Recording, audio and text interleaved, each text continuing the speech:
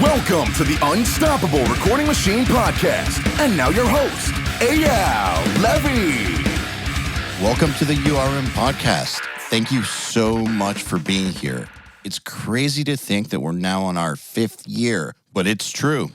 And it's only because of you, the listeners. And if you'd like to see us stick around for another 5 years, there are a few simple things that you can do that would really, really help us out. And I would be endlessly appreciative. Number 1, share our episodes with your friends. If you get something out of these episodes, I'm sure they will too. So please share us with your friends. Number 2, post our episodes on your Facebook and Instagram and tag me and our guests too. My Instagram is at EYAL Audio. And let me just let you know that we love seeing ourselves tagged in these posts. Who knows, we might even respond. And number 3, leave us reviews and 5 stars, please, anywhere you can. We especially love iTunes reviews. Once again, I want to thank you all for the years and years of loyalty. I just want you to know that we will never, ever charge you for this podcast, and I will always work as hard as possible to improve the episodes in every single way possible. All I ask in return is a share, post, and a tag. Now let's get on with it. Hello, everybody. Xiao'An is a composer who has worked on games for major IPs such as The Munsters, Futurama, and King Kong, as well as for companies such as King and NBC Universal.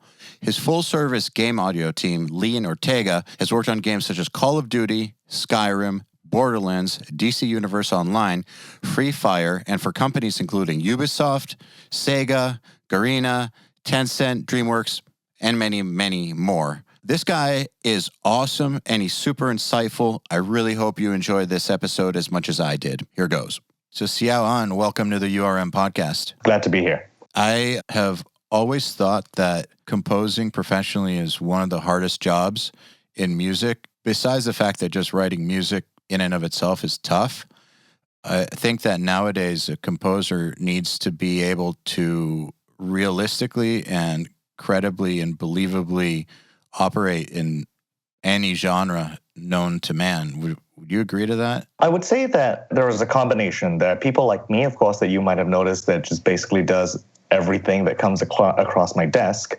And then there are some that are known for a very specific style. And both routes are okay, and both routes have their own challenges. But I would say that you have to be at least extremely good at one or very good at a lot.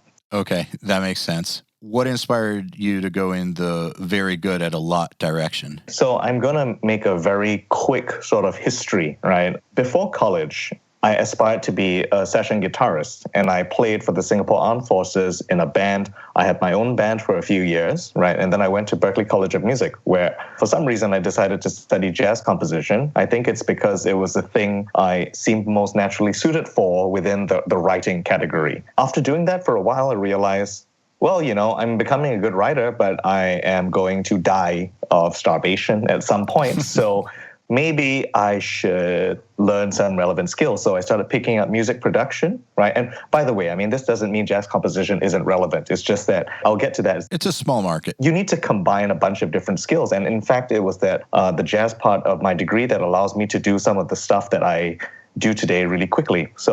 And then after graduating, I realized that it was very difficult to find a living as a composer, even though I had those production skills, right? So I started an orchestra, which is the first thing you think of when you're having trouble. You start an orchestra, right? So it makes sense. Yeah, it's logical. I ran that for 5 years, and what that taught me was that one of my personal skill sets is being able to take a lot of disparate things and put them together in an effective way. I realized that while I was a specialist, I was also able to be a generalized specialist. And I think depending on the kind of musician you are, that looks very different, right? Some people are just really good at being those specialists. And if you ask them to generalize, you're taking a fish out of water, right? So this really sort of depends on your brain and the kind of brain that you have. So I realized then that for me to get the work that I wanted, right, and in order to keep interested, right, and also to be realistic, because if you want to be a specialist, you have to be so goddamn good at one thing. You have to be a freak, basically. you have to be a freak. And even then, I've seen so many freaks that just don't really make it even. I'd say they're the exception. Like a freak making it. The thing is, you hear about the freaks a lot because it's such a like a Hans Zimmer or something like that. Like you hear about, even though he can do a lot of things, like you hear about these freaks and it's like, wow, that's what composition is. I want to do that. But in reality, people like that are the total minority. Absolutely. And you know what? I mean, the less you get paid to write, the more likely it is you'll get to write the thing that you've always wanted to write your whole life, because no one cares because you're not getting paid.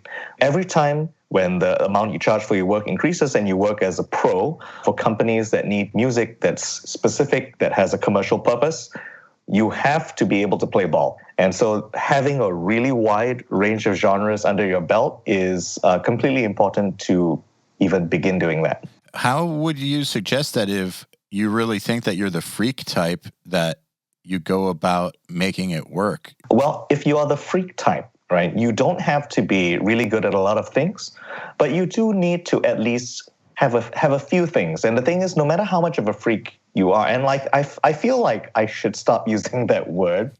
How about outlier? Yes, let's say if you're one of those outliers and you're extremely good at one thing, you probably have the mental capacity and academic capacity to pick up a couple of different things. And it doesn't necessarily mean, let's say you're a really good prog rock guitarist, right? You could probably pick up a few things in Middle Eastern music, understand some of their tuning systems and things like that. And all of a sudden, you are a really good prog rock guitarist with an understanding of some Middle Eastern styles, and that sort of helps you to become even more special. So being a generalized specialist actually in some ways makes you even more specialized if you broaden the idea of what your specialty is. So it's not like prog rock guitar and Middle Eastern music.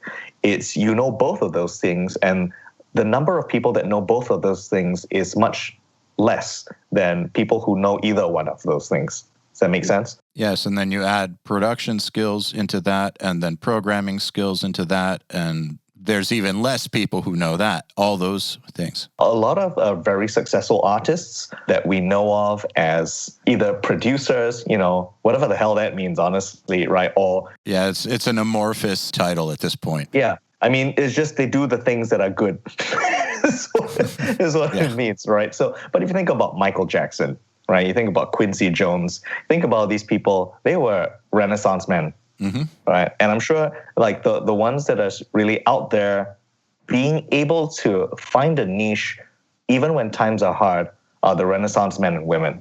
Because, if you're not able to find one particular kind of clientele, you can fall on your other set of skills, right? And then gets you through, right? And what's really important about that is that it helps you survive. And I think music is, at least for me, has been primarily a survival game. The longer you survive, the less competition you'll have because they die, right? And it's kind of like, when they die, I mean, they die, their soul dies, they get a job in banking. Yeah, they drop out.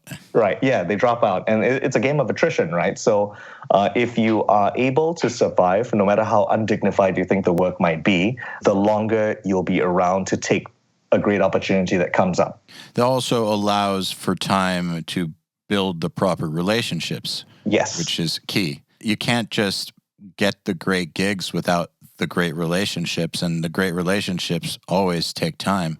I can think that most great things that have ever happened in my career have been with relationships that were years and years and years old, 5 years, 10 years, like never something, or almost never something that just came together in a month of knowing somebody. Yeah. Generally, no. And sometimes the ones that come together within a month of knowing somebody are the ones you want to stay the hell away from, because you don't know anything about that person. You don't know about their network. The more closely intertwined you are with them, the more of a chance it is that sort of mini society, right, gets you that's when you don't really need a contract.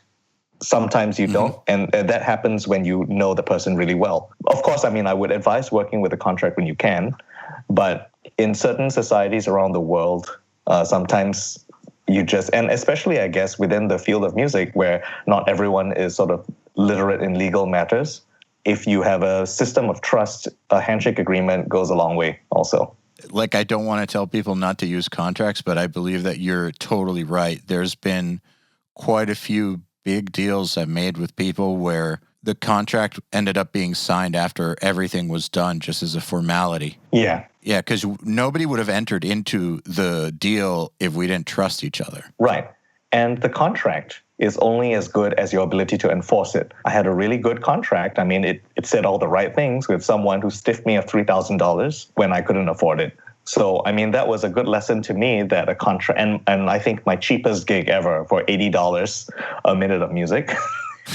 Ridiculous. That's painful. It was a McDonald's gig, right? And I mean, not McDonald's music. I mean, like making the burger, right? Yes. That was a contracted gig, right? And so the contract really doesn't matter because, like, I wasn't able to enforce my contract when a guy stiffed me of $3,000. And also, by using a contract, I screwed myself out of possibility of renegotiation on a gig that was $80 a minute. So I think that if you use them well, they're good, but they're only as good as your ability to enforce it and the strength of the relationship. And the ability to enforce it is a huge, huge deal. This is something that I tell producers that are coming up and also bands that are trying to get with a producer that, yeah, you want to have some sort of agreement with your clients for sure, but be careful because there's some people that it's not worth going there with, because once you bring lawyers in, things get adversarial. They have to, at least during that period of negotiation between lawyers, they get weird. And you could end up squeezing somebody for something that, like, for instance, say that you're an upcoming producer and you get your first gig with a label. It's not a big label, say $10,000 budget, and you're arguing for points. And all that these points would equal in the end, more than likely, is like $0 based on sales, maybe a couple $100. Right. Instead of being a really easy person to work with, you create this adversarial relationship right from the beginning over something that's immaterial. Now, of course, there's always the chance that it could go huge and you miss out on being able to buy a Ferrari or something, but that's so rare. Sometimes also if you're in a position of diminished power, and I would recommend reading a book called Negotiating with Giants, because we're often working with people that are far more powerful than us. I was helping a friend who was having trouble with an employer, right? Because they were really unwilling to pay, what he should be compensated. And the thing is, this was for a title that was known.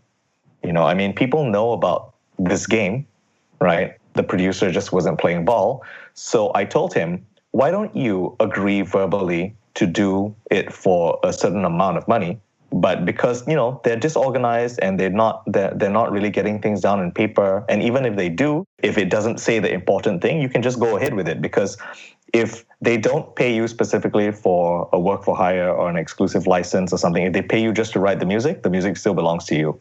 Yeah. It's true. Yeah. So, and then at the end, when they're about to release, that is when you can negotiate, because now you are in a position of power, whereas previously you weren't. It's a good move. Yeah, the timing, and I wouldn't choose to do this with someone who is decent, because it is also skullduggery, on my part. But if you're working with a criminal, that's the only option. I agree with you on that. That's an interesting take on the music industry. I believe that most people are decent, but every once in a while, and it's unavoidable. That's the thing. It's unavoidable. You're going to encounter these shysters, and you have to outmaneuver them or they'll eat your lunch. And there's really no way around it. That's just a reality of the entertainment industry. It's the same in Hollywood. It's the same in music. I'm sure it's the same in game audio. It's just a fact of life, I think. Yeah, absolutely. I agree. Speaking of getting gigs and moving up, how did you go from the $80 a minute gigs? How did it start to get better? So the $80 a minute gig was something that I did either just before I finished school or right out of school. So obviously no credentials, right? No credits. And so I didn't have very strong negotiating power. Even with that, I didn't know what to ask for. Well, how did you land it in the first place? I happened to know someone who knew someone who knew someone. And, I was just kind of like going for anything I could get. This was a personal connection of a personal connection. And to be fair to them, I mean, it was a shittily paid gig, but I'm sure they were all shittily paid. Yeah. So, I mean, there was that too. So it wasn't a matter of people being evil or anything. It's just that I probably could have gotten a little bit more, right, if I'd asked, but there wasn't that much money going around. So that was through a personal relationship because I didn't know how to, I didn't have any sort of industry network. So the question is how to get those gigs, right? How did I go from that $80 gig to stuff that paid more? So I would say that if you don't have a network, your primary concern, in addition to being good, right, at what you do. Yeah, that's the base assumption. Yes, I think it's funny because like people are so concerned about music and they think that, oh, it's rigged, but it's like your reel sucks, man. Like if it sucks, who the hell's gonna want to buy it? I mean, like you need to have a real good relationship, and I don't know what you're gonna have to do for that, right? But you need to be good, right? So assuming that your work is at least sort of industry standard, excusable, right? You need to meet as many people as you can, as often as you can. Like I would say that is 50, especially in the early days, that should be about 50% of the time. I agree with you. Just meet people as much as you can. I mean, if this means going to conferences, going to events, going to areas where you know that industry people gather, right? And just meeting people out of the blue, meeting their connections, right? And all the time being primarily focused on what they find interesting, which is rarely you. Yeah. So, and I learned this from a book that transformed my life because, like most musicians, I was extremely self-absorbed, right? And I had the idea that, oh, if I get good, then I'll make it, which is really dumb. So and not to insult everyone who holds that point of view, but it's just not reality. Yeah, it's not reality. So yeah, a book that changed my life, Dale Carnegie's How to Win Friends and Influence People. Oh yeah, that's a classic. Yeah, it's a classic, and it's a little cheesy, and that kind of world doesn't exist anymore, but some of the principles do. And most of the principles do, and that is people don't like to know that they're wrong. I still don't follow my advice on that one. I still tell people when they're wrong, right? But people are very interested in themselves. And the more you can veer a conversation towards them, right, the more they'll talk. And the more they talk, the more they're likely to give you something, information of importance, and not to manipulate them, but just to be useful to them. Like if they tell you problems they're having, or they tell you something that's happening in their life, for example, oh, my daughter's getting married in August, you can send them a card. How is that manipulated? That's just being nice, right? Yeah, exactly. But you can't do that if you're gassing on about how you're going to be the next Trent Reznor or something. That's the issue that I think a lot of people at music conferences have is when they go up to somebody, they just punish them with me. It's relentlessly. Absolutely. They're not thinking about the fact that you're talking to a human being who has to talk to lots of other people. They have no idea who you are. They don't care. It's not because they're an asshole. You're just some person at a conference. That's not the way to get people's attention in a positive way. And yeah, I think that definitely you send the card and then you let time go by, you let it build organically until eventually something that you know how to do lines up with one of their needs. And it could literally be years. Oh, absolutely. I mean, some of the most interesting opportunities that have come my way have come after like 3 years. Like I worked with this indie team, right? They were making an indie game, and they paid me well considering what they had, which they had very little money, right? And I knew that the CEO was really making an effort to make sure I was well compensated. But 2+ years after that, they landed a gig doing some consulting for a game company that did have resources. And when the company was in a position where they really needed music very quickly, because they always call you at the last minute, right? My guys swooped in and said, we know someone.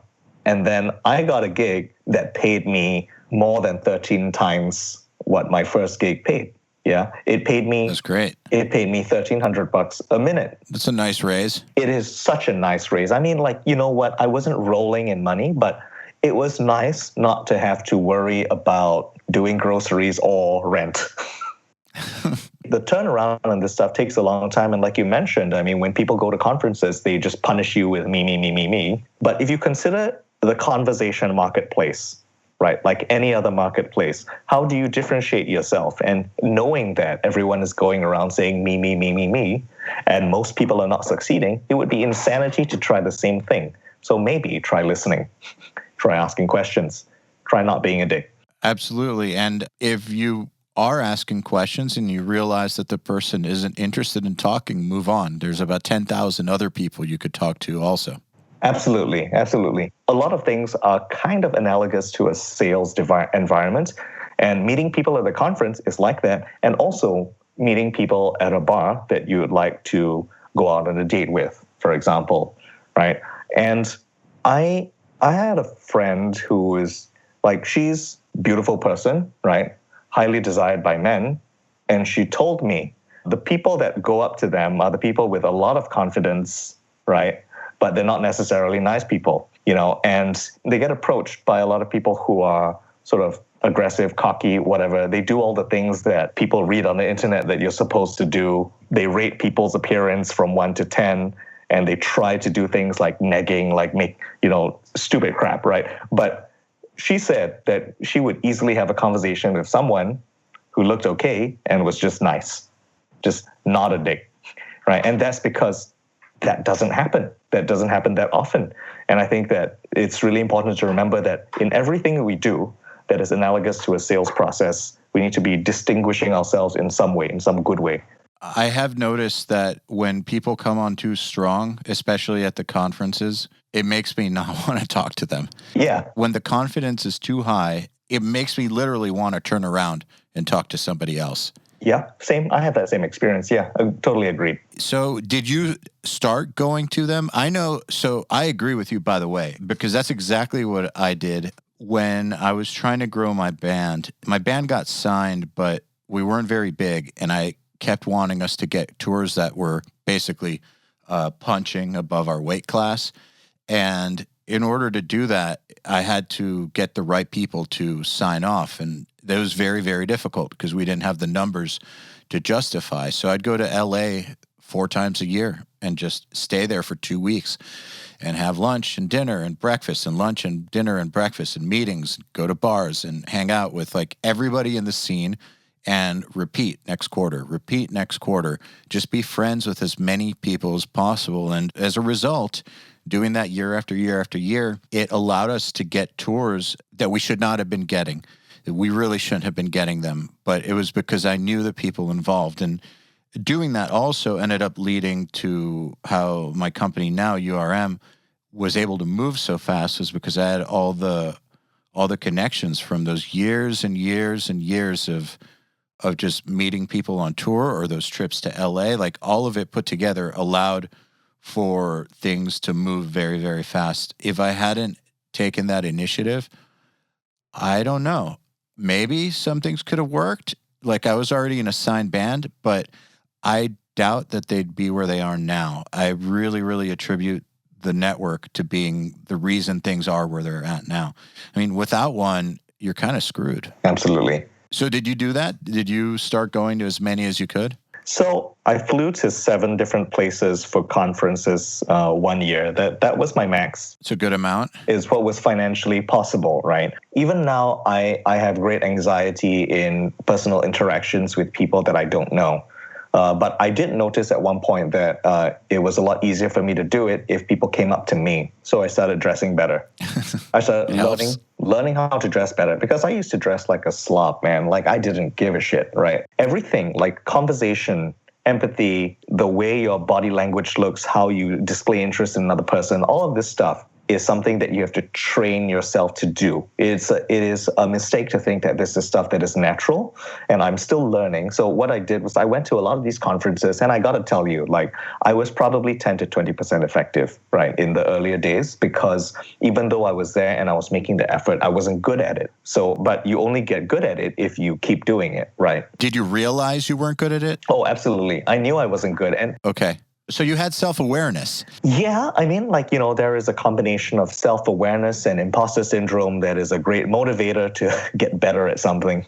So what's interesting, though, is I think that the big problem here is that a lot of people don't have that self-awareness. Like, so for instance, I feel like I've always been well aware of when I'm making somebody uncomfortable and when to back off. And even though I used to have really bad social anxiety, I still have it a little, but not so much. The one thing that I always had, even when I wasn't good at socializing, was understanding somebody's body language enough to know they don't want to talk anymore, or they don't want to talk to me, and then pull away before I leave a bad impression. But I feel like a lot of people are lacking any self-awareness, and they don't understand what effect they're having on the other person. It sounds like even if you weren't very good at the socializing yet, sounds like you did have some self-awareness for how you were affecting people. Well, my self-awareness on how bad I was at it was not so much that I knew I was making people uncomfortable.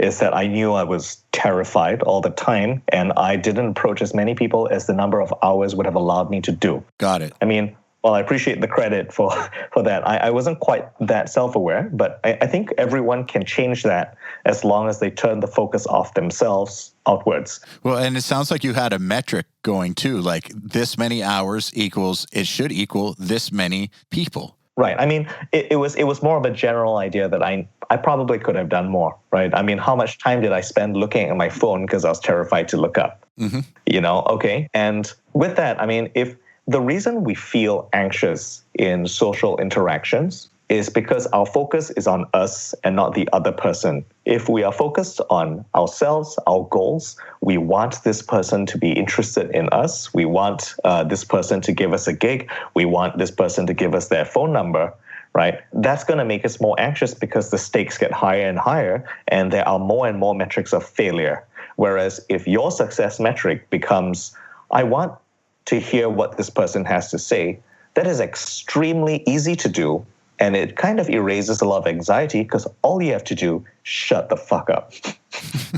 That's all you have to do, right? And so ask a question once in a while, right? But people will go on if you feel they're interested. And this was the cure for my anxiety, because I know my anxiety comes when I want something out of someone. When I meet someone important, I'm like, fuck, I need this. You have to try and forget that, because whether you have that thought in your mind or not, your interaction is going to be the same. You will have just about as much chance of landing a gig at that moment when you don't think about it.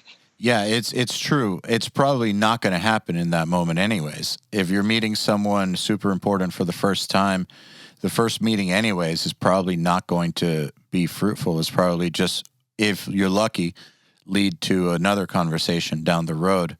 But the thing that's interesting that you're saying is clearing your mind of wanting anything. And I call that non-specific networking. It's a good name for it. There's specific and non-specific networking. Specific is, like, I want to meet Steven Slate and get a free microphone from him, which I think is the wrong way to go about things. Non-specific is, I want to meet this person and just meet them, see what happens, and meet as many people as possible. I think that even though you do have a goal for it, like, it should be more generalized. Like, I'm meeting these people in order to build a network and see what happens. Not, I'm going for this person for this specific thing I need to happen. The only time I feel like that should be on your mind is when you already have a meeting with them. If you got to the point where you're meeting about something, okay. Get down to business. Yeah, then don't go and just waste their time. So time and place, for sure. Mm-hmm. Oh, absolutely. Yeah, I agree completely. So, I mean, do you still feel uncomfortable at these events, or is it something that you basically have conquered? It doesn't go away. So, I mean, the thing about fear is that, it doesn't go away. Your ability to manage it gets better. Yes. So the anxiety is still there. It's just that it does not cripple you, right? And that's the success, right? Because I think the anxiety is also just kind of a reminder that, everyone can feel this way. I mean, being able to feel anxious and being aware of our own anxiousness allows us to be aware and forgiving when people have difficult interactions with us, because we remember what that's like. It's not something that just goes away. Regarding, going in, it's not so much going in and discarding the self necessarily. It's going in and recognizing that you have selfish desires, but that it's okay, and it's just not a central part of everything. You're able to observe yourself. So this is a very difficult, and I'm not officially a Buddhist, but I'm very fond of many of the teachings, and I think sort of being able to look at yourself, right, and to think about how you're feeling, why you're feeling what you're feeling is really important, because if you're not able to do that, your emotions and your anxieties and your fears in networking will always be in control of you. Well, think about it like, if you're thinking, I'm not anxious, just relax. I'm not anxious. Yeah, that's not just good. Relax. Well, what you're doing is you're thinking about the anxiety and giving it more of it's taking up more of your mental real estate because you're focusing on it. But it's kind of like in meditation, for instance. I do mindfulness meditation for people who don't do it. One of the things that they teach you how to do is to just accept certain sensations in your body, like an itch, like something that you would want to scratch right away. You don't. You acknowledge that it's there and you pay attention to it and just let it be. And eventually it just dissolves into whatever. And I feel like anxiety is a very similar thing. When I'm feeling anxious, I acknowledge it and then just try to figure out why I'm feeling anxious. What exactly is causing it? What's the worst thing that's going to happen in this situation? Am I actually in danger? The answer is generally no. And then it tends to just subside. But if I try to fight it, that's when it gets weird. Yeah, I agree. It's an interesting thing that talking about this topic, because I think this is very relevant to creative people. I think that creative people who have great social skills are also outliers. Like naturally great social skills are outliers. I think people in the industry, for the most part, have good social skills, but they've developed them. I think your typical creative person is not an extroverted people person. It just doesn't go with the territory. This is something that you have to learn how to do in order to actually survive in the world. It's something we're also enabled to do because people have the idea that you're allowed to be a prick if you're creative, or at least that's something that you expect. But it is not acceptable. I agree. I think for kids that are creative, for example, I think it is important to distinguish between the creativity and the being a prick, which, to be honest, is not really related in my experience. It doesn't have to be. Well, I mean, it's just not. It's just like a false sort of relationship that we create. So, I mean, we need to stop enabling the behavior, right? And I think that especially, I mean, I don't know who's going to agree with me on this, but I think that a lot of men in the industry have gotten away with being really unpleasant. But I think a lot of people agree with you. Yeah, right. But I don't know who's listening, right? Everyone's got an internet connection. So men have gotten away with being assholes, right? Especially the powerful ones, because it's sort of accepted that comes with the territory. But narcissism is not necessary for brilliance. A high level of it, however, might be necessary in order for you to believe so strongly that your music needs to be heard, that you work hard to get it to the point where you believe enough people are hearing your art. So I heard it said once that music doesn't, or the arts doesn't breed narcissists, but it attracts them. And I think there's some truth to that. But from what I understand about narcissism, because I've studied it, is that it's on a spectrum, like any other mental disorder. There's one end of the spectrum where it's actually pathological and it needs treatment. And there's one level of it where it's just not even treatable. But there's also too little of it, which is also a problem, because people who have too little narcissism end up being complete pushovers and end up very, very frustrated with their lives. So there's a healthy amount that each one of us should have, and that it's kind of what you just said.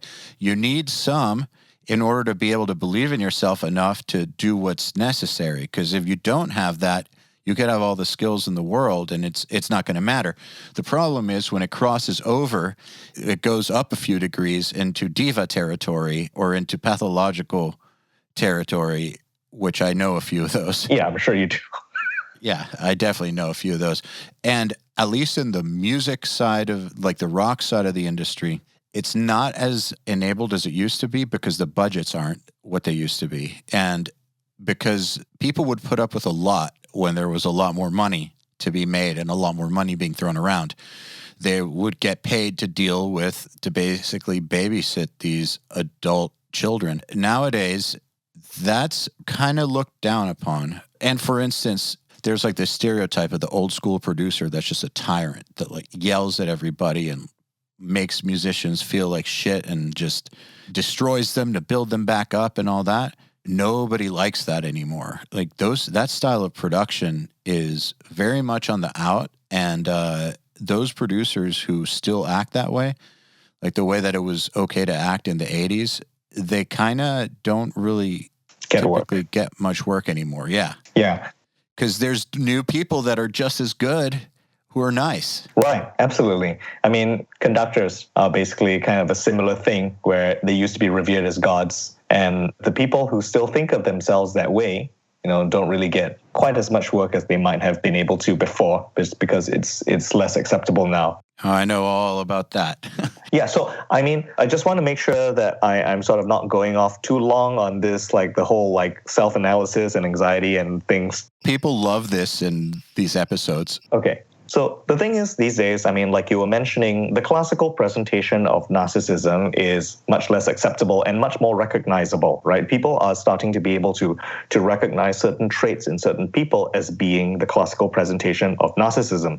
But there are other less talked about forms of narcissism that I think we should be on the lookout for, right? And I think we see a lot of this in social media, where an excessive presentation of humility and being humbled and blessed, for example, is an example of what's, I think, obviously not being a psychologist, but having a business partner who is a clinical psychologist, I have the privilege of sort of having these conversations from time to time. Some of these other traits, might be classified under something known as quiet or covert narcissism. Yes, I've heard of that. Yeah. So, I mean, people are getting their rocks off another way.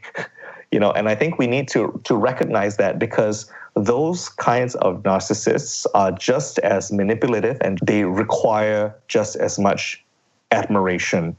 It just takes a different form. So when people will find a way to get their fix, because we are not going to run out of neuroses, But yeah, so while the classical presentation is out, I think we should also be on the lookout for people that have suspicious humility or kind of a quiet narcissism. I think that's also very damaging, and we need to be on the lookout for it ourselves, because it's very nowadays, to get a lot of attention, you draw attention to an injustice online and you virtue signal, and then you get a lot of dopamine because people are clicking likes, people are admiring you, people are commenting, and people are saying, oh, what a good person this is. And that is just another form of narcissism. Not that maybe it's not as bad, right? But it's just a different manifestation of a similar thing. It's very, very interesting. The reason that I think that this is relevant is because you're going to come across these people along the path in music, and you have to know how to deal with it. Same way that you have to know how to deal with criminals sometimes. You have to understand how to maneuver narcissists as well. Because when you're dealing with a narcissistic personality, it is, like you said, they're looking for a certain kind of fix. You have to kind of understand that. One of the things that was interesting about dealing with divas is that you can't really do anything but give them their fix, and then they're good to go. They'll throw their tantrum. Their handler will give them what they want, and then they're good to do the work, which I think kind of sucks. You don't like to put up with that anymore. But even with the stealth narcissists, it is good to understand what it is they're looking for in case you need them to do something, or you're trying to enter into a work relationship together, manipulate the manipulators, basically. Right, yeah. Is how I see it. You just have to know what you're dealing with. Right, sometimes it's just part of the job. Hey, everybody. If you're enjoying this podcast, then you should know that it's brought to you by URM Academy. URM Academy's mission is to create the next generation of audio professionals by giving them the inspiration and information to hone their craft and build a career doing what they love. You've probably heard me talk about Nail the Mix before, and if you're a member, you already know how amazing it is. At the beginning of the month, Nail the Mix members get the raw multi-tracks to a new song by artists like Lamb of God, Angels and Airwaves, Knock Loose, Opeth, Meshuggah, Bring Me the Horizon, Gojira, Asking Alexandria, Machine Head, and Papa Roach, among many, many others. Over 60 at this point. Then at the end of the month, the producer who mixed it comes on and does a live streaming walkthrough of exactly how they mix the song on the album and takes your questions live on air. And these are guys like TLA, Will Putney, Jens Bogren, Dan Lancaster, Tui Madsen, Andrew Wade, and many, many more. You'll also get access to MixLab, which is our collection of dozens of bite-sized mixing tutorials that cover all the basics, as well as Portfolio Builder, which is a library of pro-quality multi-tracks cleared for use in your portfolio so your career will never again be held back by the quality of your source material. And for those of you who really want to step up their game, we have another membership tier called URM Enhance, which includes everything I already told you about and access to our massive library of fast tracks, which are deep, super detailed courses on intermediate and advanced topics like gain staging, mastering, low end, and so forth. It's over 500 hours of content, and man, let me tell you, this stuff is just insanely detailed. Enhanced members also get access to one-on-ones, which are basically office hour sessions with us, and Mix Rescue, which is where we open up one of your mixes and fix it up and talk you through exactly what we're doing at every step. So if any of that sounds interesting to you, if you're ready to level up your mixing skills in your audio career, head over to urm.academy to find out more. Let's talk about the game industry. I'm sure you get asked this a lot, but I'm going to ask it anyways because this crowd doesn't hear about it. How does somebody who wants to get into game audio make a start besides just meeting people? Like, what kind of people should they be meeting?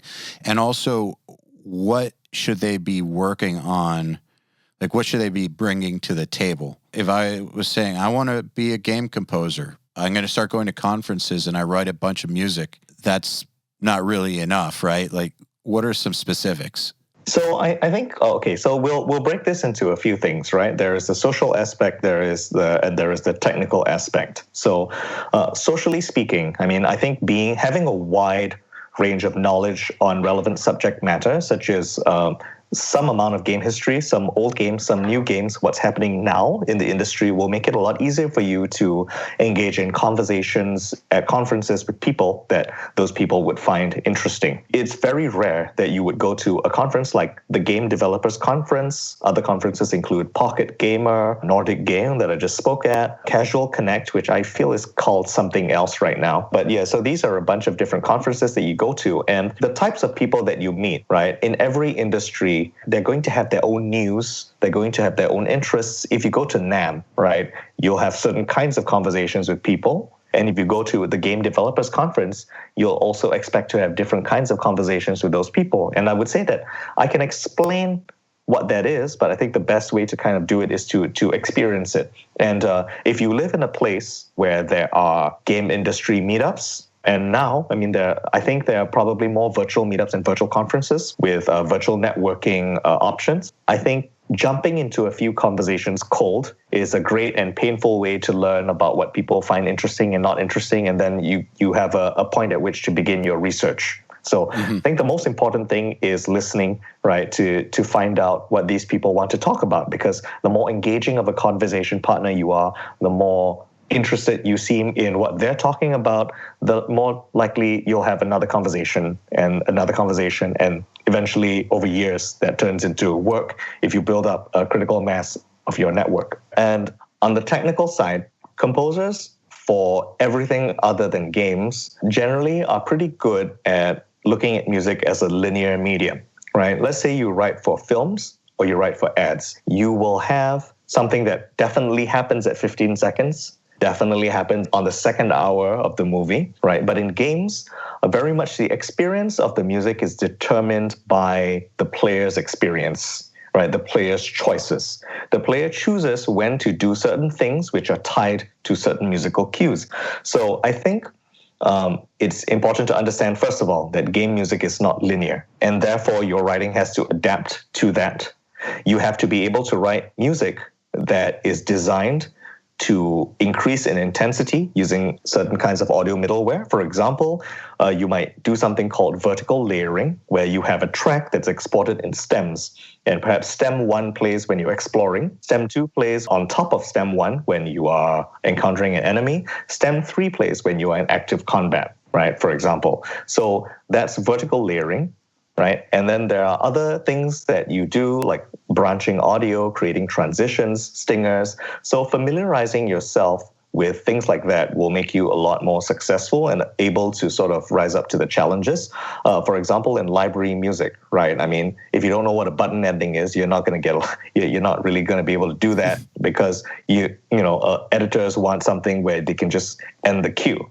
Right. So I think familiarizing yourself with the needs of game developers, right? And there's a lot of, I will say this about the game audio industry, they love to talk about what they do. So there are a lot of videos about this, how to write interactive music, what's different about interactive music. YouTube is a wonderful resource. Googling will bring up a lot of blog posts and articles, right? So familiarize yourself with that. And if you want to get even deeper, right? Let's say you don't just want to write the music, you want to do everything. Like, let's say you're the one audio person on the team, you're going to have to learn how to use at least sort of the audio components of game engines such as Unreal Engine and Unity. In addition to that, on certain projects, they might use what's known as audio middleware. And as the name suggests, audio middleware is sort of like the middleman between the music and sound assets and the game engine. It helps to sort of determine how the music that's been created and the sounds that have been created interact with events in game engine. So, for example, if every time you shoot a gun, you want to hear a rubber duck, right? You would map that to that particular event, right? And then using audio middleware. Or if you wanted, for example, the music to change in tonality or intensity depending on the time of day. Let's say this game has a day and night cycle, right? Then you would map it to a parameter that's linked to the timer in the game, which transforms the music based on how you choose to change it, right? Let's say layer 2 plays on the 4th hour. Let's say layer 3 plays on the 12th hour, whatever, something like that. So the deeper you want to get into game audio, I think it's also kind of advisable to take some online courses to familiarize yourself with the technology and what's available. For example, there's School of Video Game Audio. There are Berkeley online courses. And I think that if you're very serious about getting into that, sort of getting a technical familiarity with the software, or at least what is possible through the software, is essential so that you can communicate with the production teams and communicate your intent, get the result. Because it's not just about writing the music, it's also about designing the experience. And where does mixing come into this? You would mix music the way you would regularly mix music, get a good mix. I think that the general principle is that when you sync music into games, it's a little bit more limited. It's a little bit more squashed than you would have in an album version, because you want the audio levels to be predictable. Because if you suddenly have a giant spike of volume at the same time as an explosion and someone talking, you're not going to have a good time, right? Then it's going to be limited by the engine anyway, right? Or it'll be limited by your speakers blowing out. So I think you would probably want to have 2 different versions. If you wanted to have something in a portfolio, you would have the less limited version. And when you submit it for a game, generally the levels are pretty even. Yeah, because if they wanted to make it louder, they can just turn it up, right? And so it's kind of like in films, there is also someone who is going to be responsible for the mix of everything at the end, right? Because there's the mix of the music, and then there's the mix of the music, voice, and sound in the game, right? In film, that's called the re-recording mixer or the dubbing mixer, depending on where you are. That's the person who decides how all those things interact. And you don't really have the power to do that as the composer, but you just send in a good mix. If the person doing the mix over there wants it to be a little bit more limited, they'll tell you. Do you think it's advisable to go in thinking, this is the role I want? Or should you go in kind of understanding a bit about everything and then let it evolve the way it's going to evolve? Because it sounds to me like there's so many super specialized aspects to either game or movie mixing, or you could be severely limiting yourself if you say, I want to do this one thing only, this one thing and this one thing only. I would say that being able to be very good at one thing opens up opportunities for you to try other things. I mean, you should go in being good at the thing that you want to do, but also being open-minded to other tasks as and when they come up so that you can increase your skill set.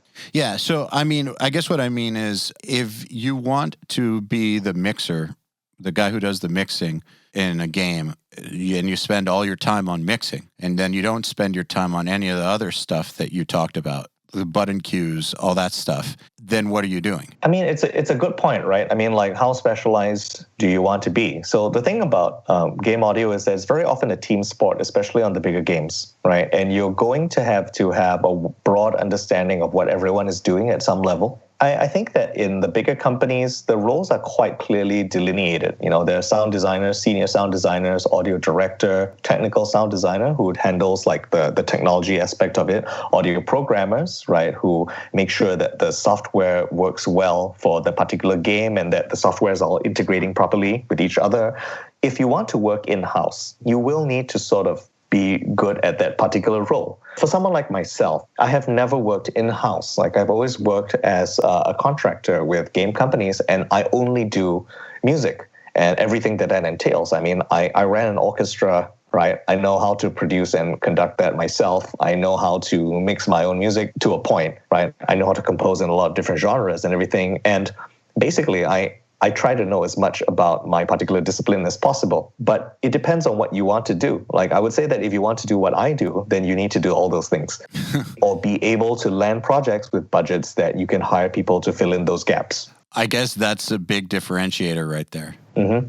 So for the most part, a lot of composing is a very lonesome experience. I work by myself, right? I have a business partner, but when we write cues, we tend to sort of write them ourselves because having that back and forth just makes it longer, and each of us is pretty good, so we don't need to really double up on everything. If you're working with the right clients and what they need from you is music, I mean, there isn't too much more that you need to do than that. I'm not sure if I'm answering the question. You are. So speaking of clients, I want to talk about this. This is actually how you caught my attention.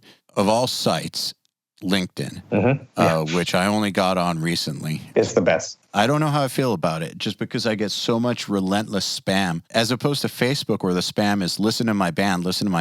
On this one, it's like hire my team from Poland. Right. Relentlessly. Right. Yeah, no, I get those too. Yeah, it's the same amount of spam, just different fields. But you will make these posts where you'll say what the client brief was, or a funny version of what the client brief was, and then post it. And just so people know, like, these are something like trumpeter hit with a rock, vampire disco. Yeah, right. Client, you know what the French rat in the movie that cooks stuff? Make it sound like you're in his brain when he eats a croissant. Or we want something epic. Those are great briefs. And then I went and I listened to them and I was like, wow, that really does kind of sound like the sound that the croissant would make in the rat's mouth. Makes sense. Yeah. I think human beings are imaginative creatures. And the better you can aid their imaginations, the more colorful of an experience you can help them to have. So LinkedIn, like any other format, for people to want to learn something, it has to be interesting, it has to be entertaining. And if I want people to learn about what I do and reel them in, I sort of need to be able to present stuff in a way that's interesting to them. I mean, if we think of LinkedIn as the main street of a big city where no one knows you, but everyone has the potential to be seen if they're able to make themselves heard, it's natural that you would advertise yourself in the same way. You would present your wares in an entertaining way, in an impressive way, something that captures people's imaginations, right? I mean, we haven't changed that much as a society. It's just that we've changed from going to manure-ridden roads, selling our handmade copper pots, to selling digitally created music on the LinkedIn timeline. It's interesting that you think about it that way, because that is how you caught my attention. That's exactly how it worked. It works really well. Yeah, it's not just what you wrote. Obviously, when I hit play and it sounded like exactly what you said, it's like, this guy's good. I should probably talk to him. Thanks. Well, I mean, people, they don't like to be fooled, right? If you reel someone in with a great sales pitch and then it's nothing like what you described and you do the old bait and switch, I mean, you're going to have, number one, that person's probably not going to buy. Number two, your reputation's probably going to be shit, because now they'll walk past it, and no matter how crazy you get with your advertising, they're not going to click because they don't trust you anymore. Yeah, and that actually is a big problem with online education. I know we had to fight that stigma for a while, just because I think people associate online selling with scamming stuff, and with good reason. There's a lot of scammers out there.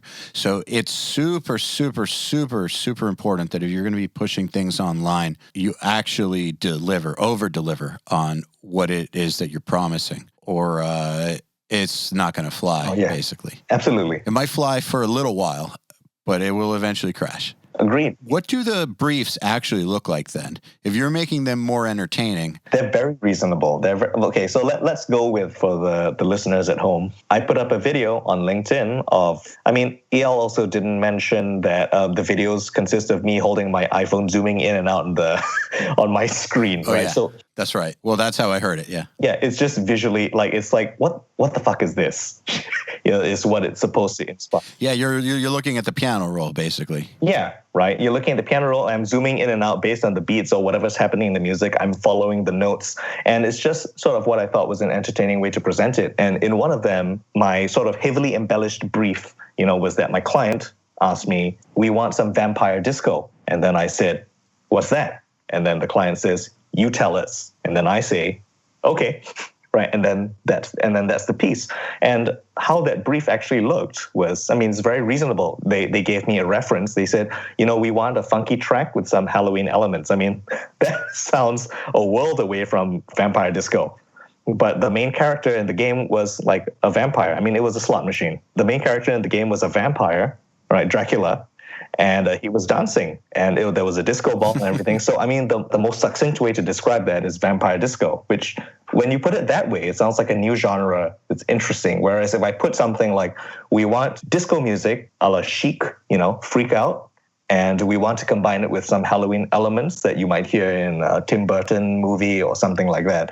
That's a really boring way to describe it for LinkedIn, but it's wonderfully informative for me as a contractor. So the briefs look they're very reasonable. If you really think about it and you distill the brief down, it's hilarious because they're asking for something really weird. And I'm grateful for that because it allows me to sort of flex my mental muscle to come up with a solution that works. But yeah, people have very short attention spans. On LinkedIn, they don't like reading beyond the first 3 lines. For example, the trumpeter hit by a rock, right? I have a video where it says, just imagine there's a trumpeter hit by a rock, but he recovers. And also he's British. And it was Hail Britannia, right? It was a very familiar British melody. And in the middle of it, because it was for a company called American Greetings, which I'm very grateful to that company for having provided me with a lot of work over the years. It was a video of the Queen reading a birthday greeting, and she changes her mind in the middle about something, and that's when there is a mistake, because it's like the orchestra is thinking, oh wait, oh okay, now go. That's sort of the idea of it, and that's why it was written. But I had to come up with a way to sort of make it entertaining in 3 lines. Makes sense. So it seems like no matter what the medium is, you're thinking about how to put it forth in the most captivating way, whether it's a post or the actual music itself. Right. And no one would be interested in sort of the academic side of things in general, except maybe the academics. And maybe they're not the people that I necessarily want to draw in. Who are the people you want to draw in? I want to draw in people who aren't necessarily musicians, because the people that hire me very often either not musicians, right? Or at least they're calling me for my specific expertise. So I want people to be drawn in by sort of the humor, by how approachable it is, because it's an iPhone video. It's not showing me in a castle making music with like refrigerator racks of effects, right? Because I think that doesn't matter. I think people like it because it's really real. So they know I'm real, they know I'm good, and they know that no matter what they throw at me, I'll be like, yeah, fine.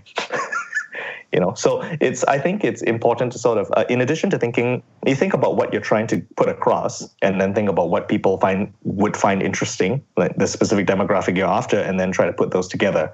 I think that's about as simple as I can make it, but there are a lot of complicated things that go under the surface in understanding humor and all that. Yeah, and a very wide musical vocabulary too. Yeah, we have access to tutorials of everything. Right. Very often, I've never written Vampire Disco before. I'm not from France.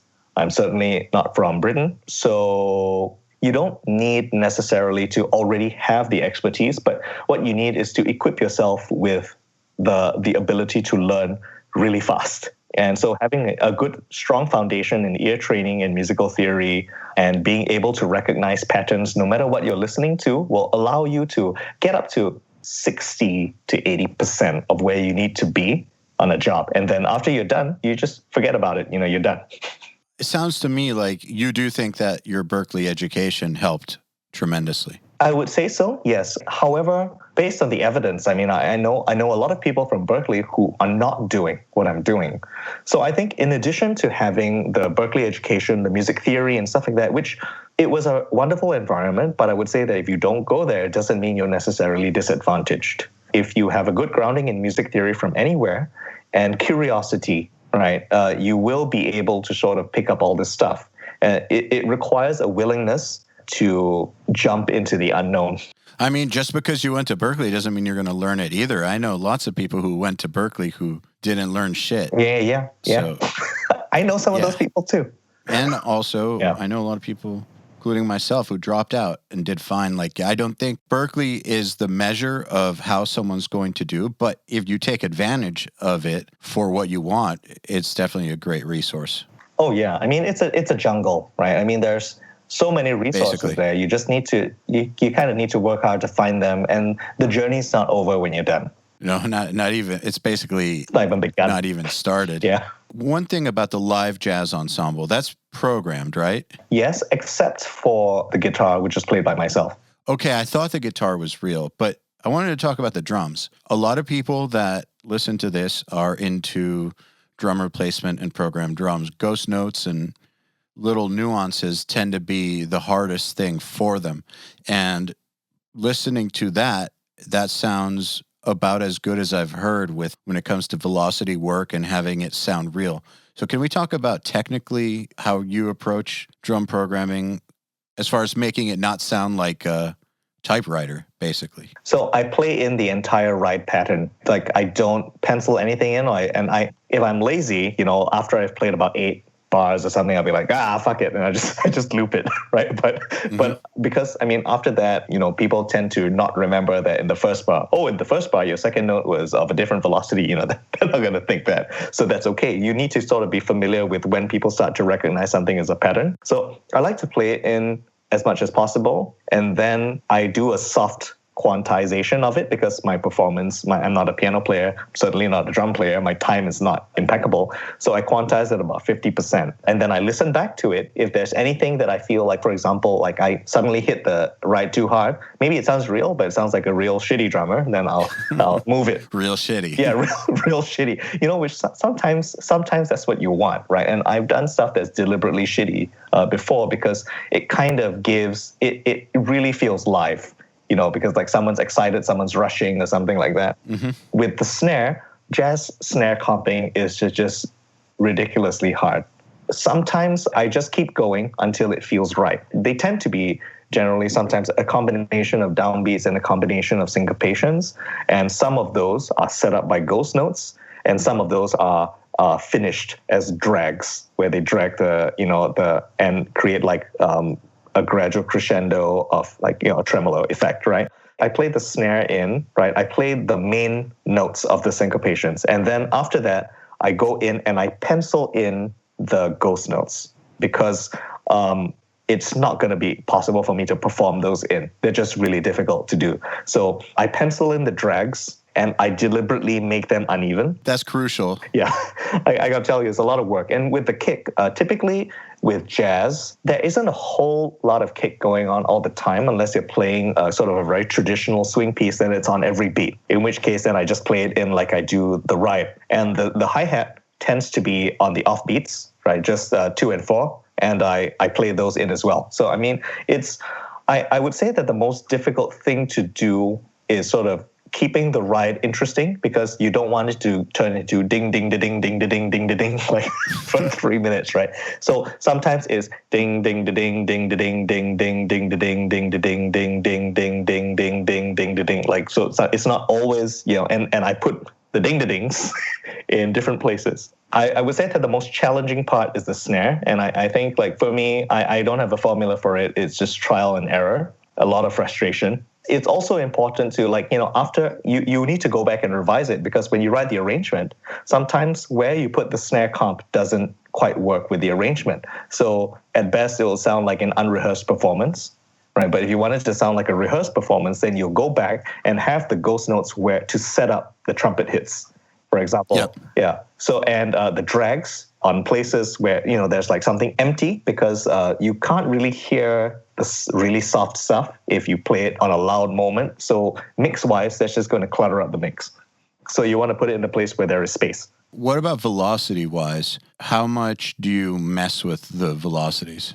With snare, I reduce the velocities quite a bit, because in general, it's very easy to get it sounding very noisy if it's too loud. So jazz is pretty delicate. So you want to hit hard when you have space to do so, or when you want to accent a beat, or when you have like ba-da-ba-ba-ba, like that, then you have like the drums, the snare playing da-da-da-da-da, but in gradually increasing velocity. So yeah, I mess with the velocity quite a bit. It really depends on the context, but I would say, like, as a general rule of thumb, you want to keep things softer, because the drums in jazz tend to be placed not right up front, like with rock music. It's sitting somewhere over there behind the piano, or like next to the piano, something like that, and it's got to sound that way. For a lot of the realism, I used plenty of quick room reverb. I think that was a huge part of it, because without that, it doesn't sound like they're playing in a physical space. And you don't want it to sound too produced. You want it to sound like you stuck a couple of mics in front of an ensemble. And what that does is getting you a lot of room sound also.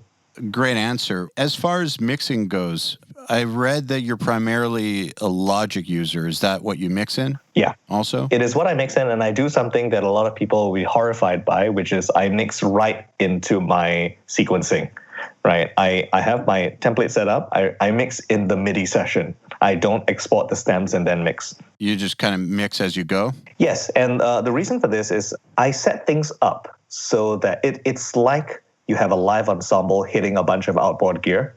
You get what you get.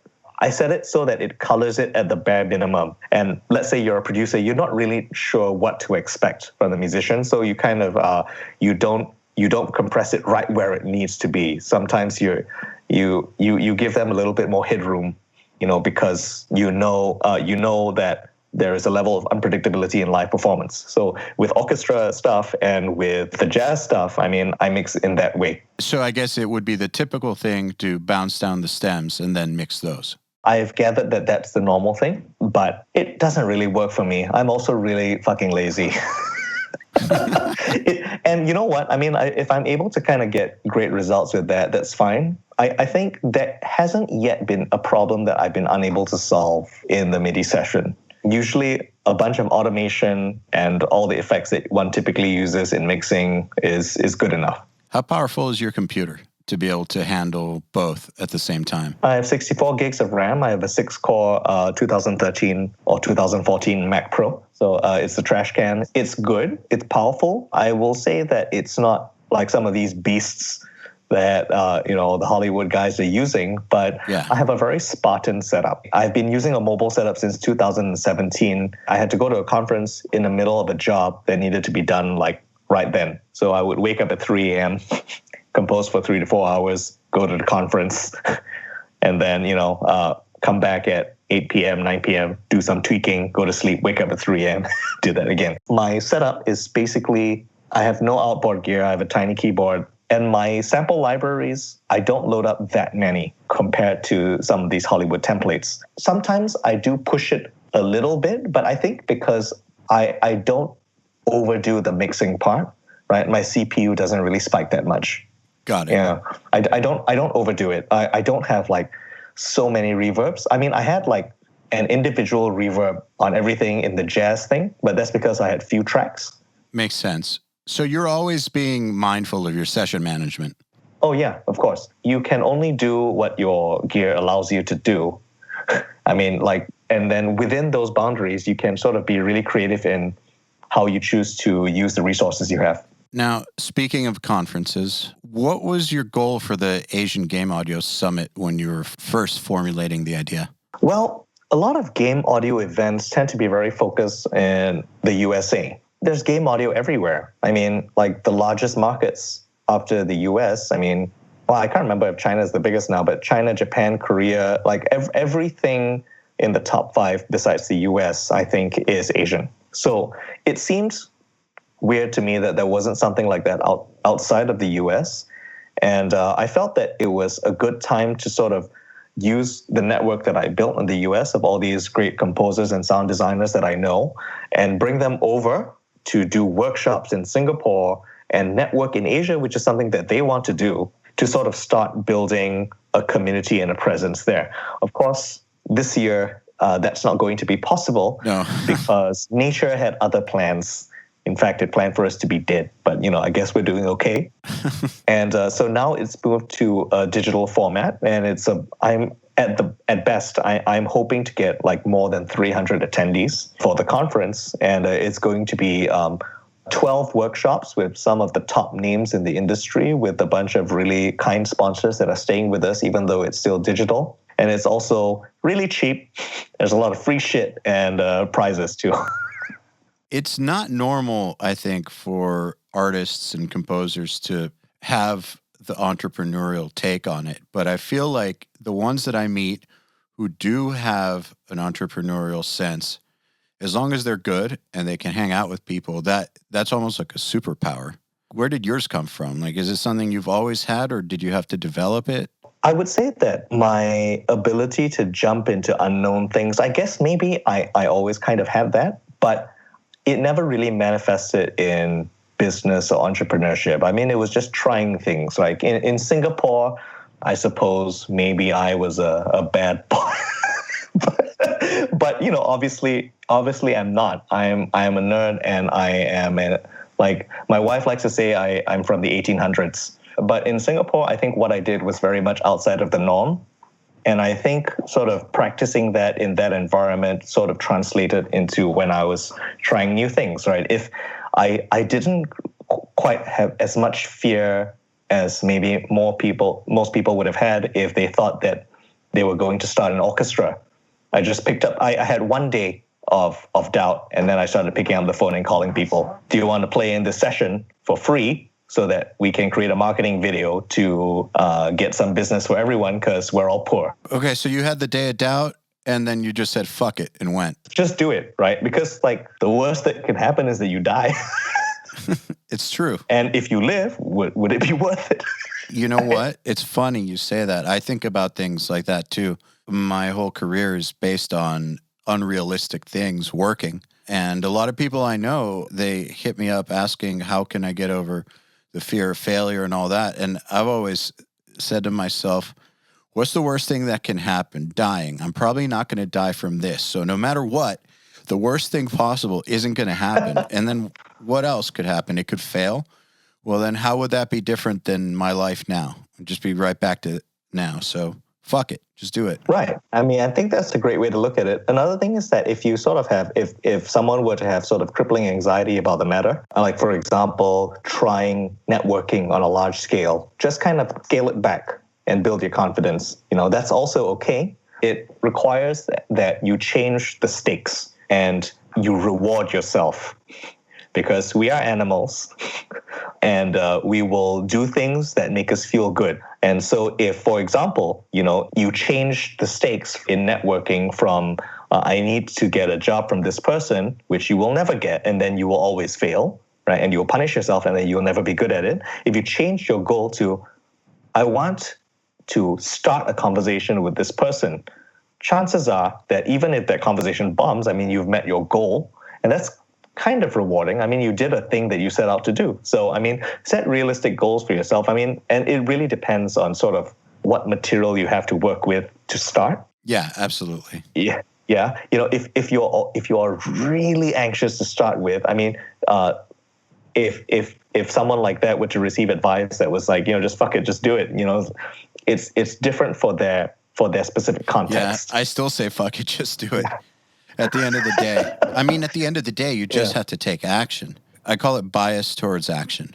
When in doubt, take action. That's always worked really, really well for me.